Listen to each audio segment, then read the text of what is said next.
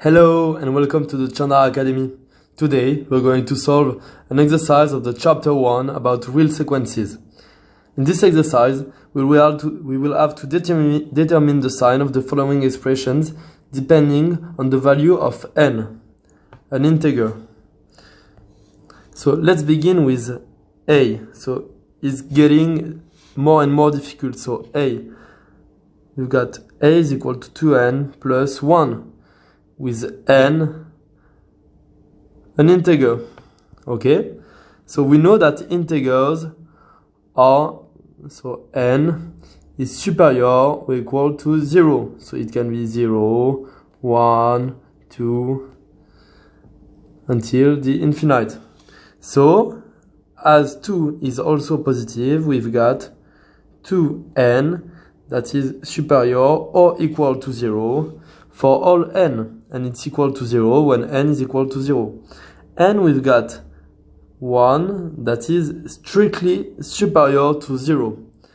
And so something that can be either superior or equal to 0 plus something that is absolutely superior to 0 is equal to something that is strictly superior to 0. So in conclusion, we've got a strictly superior to 0 for all n integers. And we have solved the first part of the exercise. Number 2, so b is equal to n squared minus 14. Okay, so here we can see at first look that when n is going to be large, we will have something large minus something quite little, and it's going to be positive. But for n is equal to 0, for instance, we've got b is equal to minus 14, so something negative. Now we want to know the limit of n when n is going to be either negative or positive. B is going either to be negative or positive. So let's solve. N is superior, n squared minus 14 is superior or equal to 0. So let's solve this inequality. So n squared is superior or equal to 14. So I just added plus 14 on both sides, plus 14. So now I will compose by the function square root on both sides, okay, square root. And as square root is increasing for all x in its domain, and we can use the square root function because we've got something that is positive and something that is positive. We do not change as it is increasing. We do not change the sense of the inequality. So we've got n superior or equal to square root of 14, and we have to know that square root of 14 is something between 3 and 4 not included, because we've got 3 squared that is equal to 12, that is lower than square root 14, but lower than 4 squared is equal to 16. So if we add the square root to the 3 to the inequality, we will have we've got a 9 here and 9 here. We will have 3 lower or equal to square root of 14 lower or equal to 4. So this solution is between 3 and 4, and so we want n greater or equal to 4. to 4 because we want this to be true. So we cannot choose 3 because for 3 the expression will be negative. But the limit is something between 3 and 4, so let's choose 4. Okay, so we've got b superior or equal to 0 equivalent to n is greater than 4. And we've got b is negative is equivalent to n between, so n between 0 included and 3 included. Okay, so we have solved our problem, and as the limit is something between 3 and 4, we can also say that as we do not reach the limit, this inequality is a strict inequality. Okay, so we could say that. Now for the third one. Okay, we've got c is equal to 2n squared minus 2 square root of 2 times n plus 1. And here we have something with the square root, the 2, the n squared. We have something that could look like an identity. Okay, so let's try to identify the terms, and sometimes because the exercises are done for you to solve it easily, you will find those identities. So maybe this will be a c squared, okay, a b squared, sorry, b squared. If that is a b squared, we will have here an a squared, and here we will have 2ab.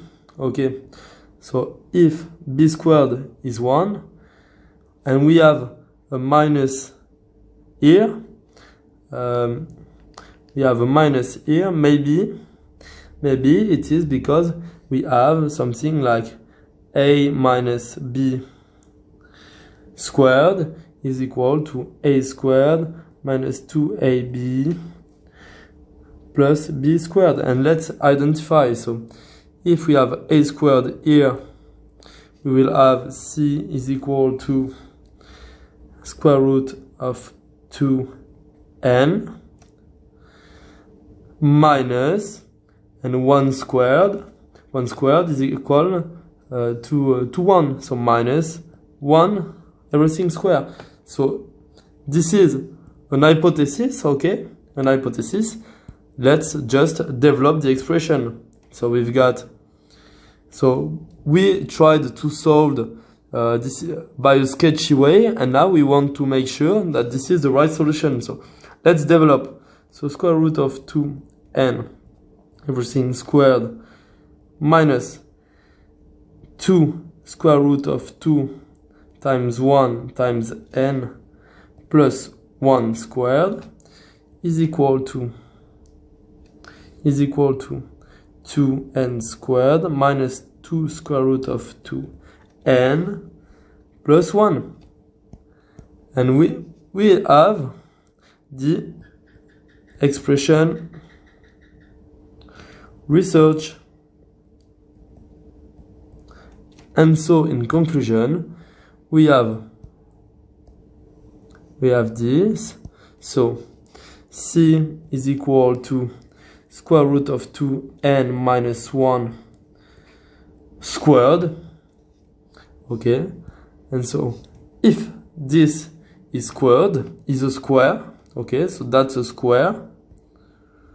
And so we know that a square is always either positive or equal to 0. So positive or equal to 0. Okay, so this gives us the sign, but we will go a little bit further and we will try to see if it's possible that this square is equal to 0. Okay, so it will be equal to 0 if it exists a n such as square root of 2n minus 1 is equal to 0, because x squared is equal to 0 is equivalent to x equal to 0. And this would be equivalent to square root of 2n is equal to 1, would be equivalent to n is equal to 1 over square root of 2. And this is, of course, impossible,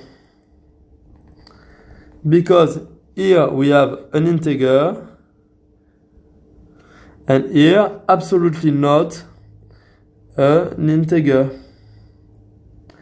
And so we have d squared that is always superior or equal to 0, and we just proved that it was not equal to 0, so c is strictly superior to 0 for all n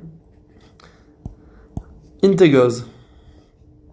So the exercise goes from the less difficult to the most difficult, and now the most difficult, because we will have to think a little bit to solve it. So d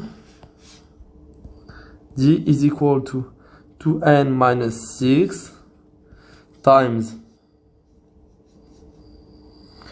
n squared minus 8n plus 1. So here we have a product, and we will call d1 the first part of the product and d2 the second part of the product. And we will have d that is positive when we will have at the same time d1 that is positive and d2 negative and d2 positive, or d1 negative and d2 negative. So we will study the behavior of d1 first, then the behavior of d2, and then in a table of value we will find when d is positive or negative or equal to 0. So let's start by the study of d1. So d1 is equal to 2n minus 6 with n an integer. So we will try to find when d1 is superior or equal, so greater or equal to 0. This is equivalent to 2n minus 6 superior or equal to 0. We will easily find the solution of this inequality. So 2n greater or equal to 6 equivalent n superior greater or equal to 3. Okay, so for d1 we will have n, the sign of d1, so starting from 0 there is a special value in 3, because in 3 this d1 is equal to exactly 0, so 3, and then plus the infinity, and we will have a 0 here. Before that it will be negative, and after that positive, because of what we just proved. So this is the table of value of truth, if you want, of d1. Then let's do the difficult part with d2. Okay, so d2 is equal to n squared minus 8n plus 1. So yes, and we will try to solve this inequality, okay, so greater or equal to 0, by studying the behavior of the associated polynomial function, which is f that given x gives x squared minus 8x plus 1. So d2, if you want, d2 is equal to f of n. Okay, so how to study a function like that? I hope you know in grade 11, so we have to find the delta. So if I call what's here 1, so there is a 1, an hidden 1, A, minus 8 is called B, and the 1 is called C, because we want to have something like A x squared plus bx plus c, okay? So we've got delta is equal to b squared minus 4ac is equal to, so minus 8 squared is 64, minus 4 times 1 is equal to 60, okay? And in the exercise we are given the information, we are not given the information, but I will give it to you, then that square root, so to know, not to know, but we will give you this information, square root of 60 is approximately equal to 7.7. We will have to use this information later. So now we've got the roots of f, so let's call them x roots, are equal to minus b plus or minus, because there are two roots, square root of delta. And let's just see, this is very important, that then delta is strictly superior to 0, and this is because we have this is why we have this formula over 2a. So the first x root is equal to minus b when b is equal to 8, so 8 minus square root of 60 over 2. And we've got something that is approximately equal to 0.3 over 2 is equal to 0.150. So we've got something that is not an integer, okay? And x2 is equal to 8 plus 7.7, so square root of 60 over 2 is equal to 15.7 over 2 is equal to something like 7.850. Okay, so something between 7 and 8. And now we know because we've got a strictly superior to 0, that our function will look something like, this is always the same thing, like that. So no, because these are not the right root, but like that, with the first root x1 and the second root x2. So because 8 is positive, we've got the function f is negative between the roots. So in this interval, and then it's positive outside of the root. And so let's use it in a little table of truths. So we've got n, we've got d2, so starting 0. Now we've got a special thing because a change of sign in 0.150, then another one in 7.850, okay? And we've got the integers, so here 7, here 8, okay? And so for 0 we will have something that is positive because we are on this part. between 1 and 7 included, we have, because included we have something negative, and after 8 with 8 included we have something positive. So let's sum up with D1 and D2 in a big table of value. So we've got N, we've got D1, we've got D2, and we've got D1 times D2, so is equal to D. And we will have 0. Let's remember that for D1 the special value is 3, so we've got 3 here with a 0, and before that it was, let's remember, it was negative. Okay, so we got negative, positive. Okay, and here we have a change for D2